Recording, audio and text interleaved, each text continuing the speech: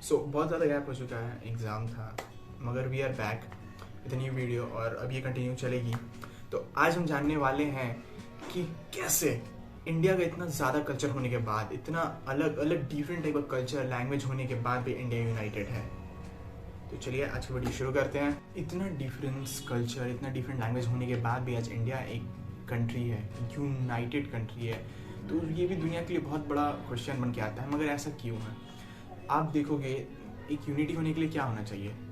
एक nationalist feeling होनी चाहिए, एक कॉमननेस होनी चाहिए, एक कॉमन आइडेंटिटी होनी चाहिए हर इंसान के बीच में, उस कंट्री के। आप लार्ज हिस्ट्री पढ़ोगे अगर आप कभी वर्ल्ड की या अभी की आप देखोगे, तो नॉर्मली जितने भी कंट्री हैं वो सबका यूनिफिकेशन तब होता है जब कुछ ऐसा कॉमन आइडेंटिटी होता है जो उन्हें एक करने के लिए उनको बाध्य करता है। मगर इंडिया में ऐसा कुछ भी नहीं था, मगर फिर भी इंडिया एक यूनाइटेड कंट्री हुआ और फ्रीडम पाया। कैसे? ब्रिटिश से लड़कर। तो इसकी कहानी शुरू हुई थी 1789 से, जब फ्रेंच रेवोल्यूशन स्टार्ट हुआ। फ्रेंच रेवोल्यूशन वो रेवोल्यूशन था जहाँ पर पहली बार डेमोक्रेसी की पहली नींव रखी गई। फ्रेंच में जो राजा था वो बहुत ज़्यादा तानाशाही था, जिसकी वजह से वहाँ के लोगों ने अब रिवॉल्ट करना चालू किया, जो आज तक मारा जाता है। और बहुत सारे ऐसे हिस्टोरियंस बोलते हैं कि when French sneeze the whole Europe catch the cold. मतलब कि जब फ्रेंच स्टार्ट किया और वो पूरे यूरोप में फैल गई, और यूरोप क्या पूरे वर्ल्ड में फैल चुकी थी। जब फ्रेंच ने पहली बार रेवोल्यूशन किया तो क्या किया? उनको यूनाइट करने के लिए उन्होंने कॉमन एक लैंग्वेज का यूज़ किया, कॉमन कल्चर का यूज़ किया, ताकि वो अपने सबको यूनाइट कर सकें। यूनाइट होने के बाद ही कोई भी कंट्री फ्रीडम पा सकता है या एक अलग लेवल पे जा सकता है। और इंडिया में इतना अलग अलग हेरिटेज, इतना कल्चर होने के बाद भी इंडिया आज लीडिंग कंट्री है।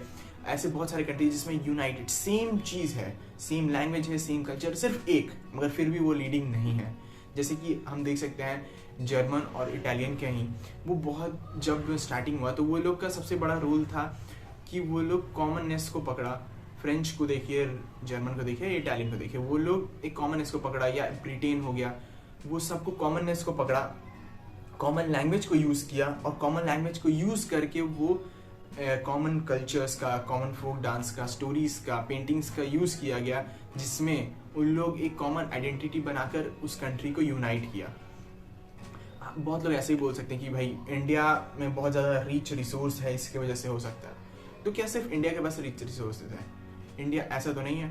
इंडिया में अगर आपके पास, आपकी कंट्री में सब लोग यूनाइटेड हैं, तभी तो आप उसको यूज़ कर सकते हो। और इंडिया रिसोर्स का कारण सिर्फ ये है कि वो वेरिएशंस है उसमें।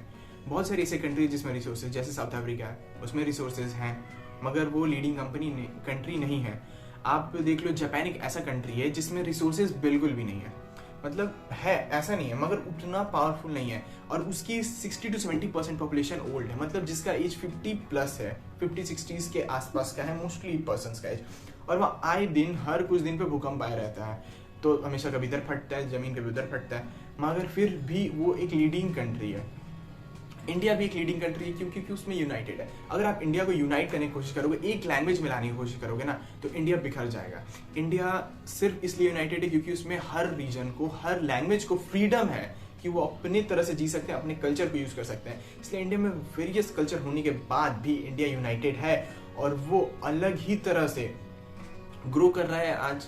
और इंडिया को यूनाइट करना था, तब इंडियन जो फ्रीडम फाइटर्स थे उन्होंने कॉमन लैंग्वेज का यूज़ किया, हिंदी का ही यूज़ किया, इंग्लिश का भी यूज़ किया, और नॉर्मली हर एक एरिया के हर एक लैंग्वेज को उन लोगों ने यूज़ किया, ताकि एक कॉमननेस आए इंडियन पीपल्स में और वो लोग यूनाइट हो सकें। शुरू में जब आप देखोगे, जब गांधी जी के एंट्री से पहले जितने भी फ्रीडम फाइटर्स थे वो इंग्लिश का यूज़ करते थे बात करने के लिए, कोई टॉपिक को डिस्कस करने के लिए। मगर आफ्टर द गांधी जी का एंट्री हिंदी का यूज़ होना शुरू हुआ, तब इंसानों में कॉमननेस का ज़रूरत हुआ, तब हर इंसान आने लगा वहाँ पर उनको सुनने के लिए। क्योंकि पहले जो उस टाइम नया नया था, इंडिया का कल्चर था हिंदी वाला, और हिंदी मोस्टली इंसान को आता था, मगर बाकी लोग नहीं समझते थे इंग्लिश को। और वो लोग जो थे फ्रीडम फाइटर्स, वो तो एडुकेटेड थे, तभी तो उनको इतना आया कि हाँ फ्रीडम करवाना चाहिए हम लोग को। वो इंग्लिश में बात करते थे, मगर सबको तो नहीं आता था, इसलिए वो उतना सक्सेसफुल नहीं हो पाया। और गांधी जी के आने के बाद सक्सेसफुल हो पाया क्योंकि वो कॉमननेस को यूज़ किए, कॉमन पीपल के आइडियाज़ को यूज़ किए, कॉमन पीपल के कॉमन ग्राउंड को यूज़ किया। अगर आप किसी से बॉन्ड बनाना चाहते हो तो सबसे बड़ा बात क्या है? आपको एक कॉमन ग्राउंड क्रिएट करना पड़ता है। अगर आप मान लो एक कोई दूसरे शहर में जाते हो पढ़ने के लिए और वहां पर कोई आपको अपने शहर वाला मिल जाता है, भले वो आप उसको जानते हो या ना हो, मगर आपको कॉमन शहर वाला मिल जाता है, अपने शहर वाला मिल जाता है, तो उससे आपकी ज्यादा अच्छी दोस्ती हो जाती है। भले कोई और कितना भी अच्छा हो, कितना भी अच्छा बात करता हो, मगर उससे अच्छी दोस्ती हो जाती है क्योंकि कॉमन ग्राउंड बन जाता है। अगर आपको किसी को यूनिफाई करना है तो आपको सबसे पहले उसको कॉमन ग्राउंड को क्रिएट करना होगा, जिसके हेल्प से ही किसी को यूनिफाई किया जा सकता है। इंडिया के रेवोल्यूशन में हर कोई अपने मोटिव से रेवोल्यूशन में गया। बिजनेसमैन थे, उन्हें टैक्स बहुत ज़्यादा पे करना पड़ रहा था। जो इंग्लैंड की जो कंपनीज थी वो सब तो सारी मशीनरीज से काम होती थी, सारे सस्ते सामान मिलते थे, तो वहाँ से जो आता था वो बहुत ज़्यादा सस्ता होता था और ये लोग चल नहीं पाता था क्योंकि हैंडमेड था तो महंगा था। तो ये उन लोगों को टफ कंपटीशन देने लगा। तो ये रेवोल्यूशन का कारण उनके लिए बना, पीजेंट्स के लिए बना, क्योंकि उनको उनका लैंड छीन लिया जाता था, उनको बहुत ज़्यादा टैक्स दिए पे करने पड़ते थे, तो उनके लिए अपना तरीका बना। हर इंसान एक अपने मोटिव से रेवोल्यूशन किया, मगर उनका एक कॉमन ग्राउंड था जो उनको हेल्प किया। और इतने डिफरेंट कल्चर होने के बाद भी इंडिया एक बहुत ही पावरफुल और लीडिंग कंट्री बना और आज यूनाइटेड है, क्योंकि वेरियस रहने दिया गया तो ही आज इंडिया इस लेवल तक पहुंच पाया है और आगे भी बढ़ता रहेगा। क्योंकि अब तो इंडिया का यंग जनरेशन है और ये इंडिया को उस लेवल तक लेकर जाएगा जिसका कभी किसी कंट्री ने सोचा नहीं होगा। और आज ब्रिटेन जो इंडिया से नीचे रैंक करता है, जो इंडिया पे किसी टाइम पे राज करता था, वो आज इंडिया से नीचे रैंक करता है हर चीज में। इकोनॉमिक ग्रोथ में भी इंडिया आज वर्ल्ड के सबसे ज्यादा फास्टेस्ट ग्रोइंग पे है। इंडिया 8% के स्पीड से ग्रो कर रहा है, बाकी डेवलप्ड कंट्री 6% के स्पीड से ग्रो कर रही है। तो इंडिया एक लीडिंग पावर बनने के लिए बहुत जल्दी तैयार है और बहुत जल्दी बनेगा भी।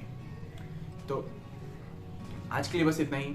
आपको सबसे अच्छा क्या लगा आप जरूर कमेंट करके बताओ, एंड आप नए हो तो सब्सक्राइब कर लो चैनल को, और इसी तरह की इंटरेस्टिंग वीडियोस के लिए आप हमारे चैनल को चेक कर सकते हो और बने रह सकते हो। बेल आइकन को क्लिक कर दो ताकि आपको जल्दी जल्दी वीडियो मिल सके। तो आज के लिए इतना ही। Thank you.